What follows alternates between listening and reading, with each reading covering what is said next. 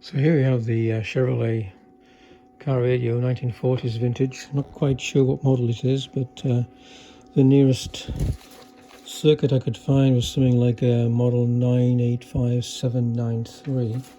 Very close. One or two component values different, and the tone control's a bit different, but otherwise very similar. Anyway, it's all back together now in the box. I got the volume turned right down, and you can just hear a very faint vibrator noise in the background with the volume turned right down.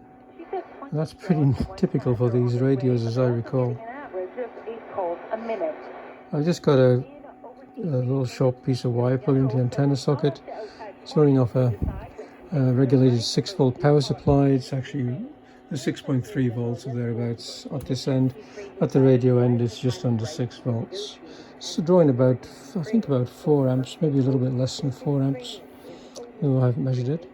There's a little precaution against any spikes or anything getting from the vibrator circuit in the radio and interfering with the power supply. I've put a 10-volt Zener. It's a 10-watt Zener reverse biased across the output of the 6-volt power supply. The overvoltage protection blew in this last night. Not quite sure why, but it could have been something to do with the spike, so I was just taking a little bit of precaution. I put an extra filter capacitor on the output line, and I'm just monitoring the supply line with the scope at the moment, and there's hardly anything there. We're talking 10 millivolts per division, and a little bit of noise, but that's normal. It's a very low level noise. It's a very well regulated power supply. So I don't think there's a problem with the vibrator interfering with the power supply, which is good news, because this is a 6-volt radio and it's going into a 12-volt vehicle, and I've ordered a buck converter to convert the 12 volts to 6 volts, so hopefully that should arrive soon and we can give that a try. But anyway, the radio is all back together. You can see it's back in its case. This is on this internal speaker. Wife is a firefighter. It's only got broadcast band on it. The fire. And their house. We also let you compare upfront prices on... The Crown Corporation was asking for an interim 15% increase to current fees starting on September 1st in order to recover the costs associated with providing charges to the public. No hint of that proposal was vibrator noise. rejected Thursday. The vibrator noise is gone completely.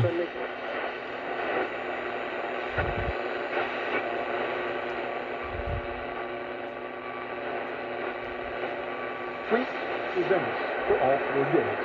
TV stories and more at mycrowncounty.com. Here's your news radio KOMC forecast. Here's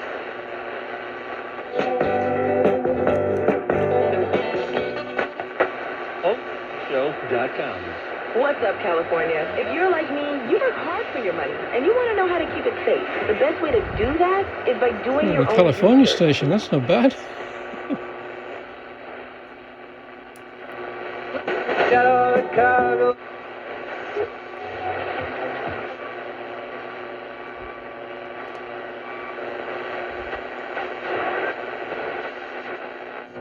Relive daily highlights from Farabee, Adam Sterling, and Ryan Price. Find CFAX podcasts on the iHeartRadio app. CFAX 1070. The tone control does work. It's the outer ring here. So that's it turned down, kind of muffled sound. A little more treble with it on that position now. So everything's working. What about the push button tuning? It works. But I haven't tried setting any of these up. I don't really know how to set it up. Anyway, the main thing is that the radio is working, and it should be good to go, providing the buck converter works properly. Over the decision to open select parts of the Ontario Greenbelt for development, benefiting a handful of Ontario developers. The Greenbelt is made of 810,000 hectares of farmland, forest, and wetland from Niagara Falls to Peterborough, and this part of Ontario is supposed to be protected, but parts of it are being opened up to development.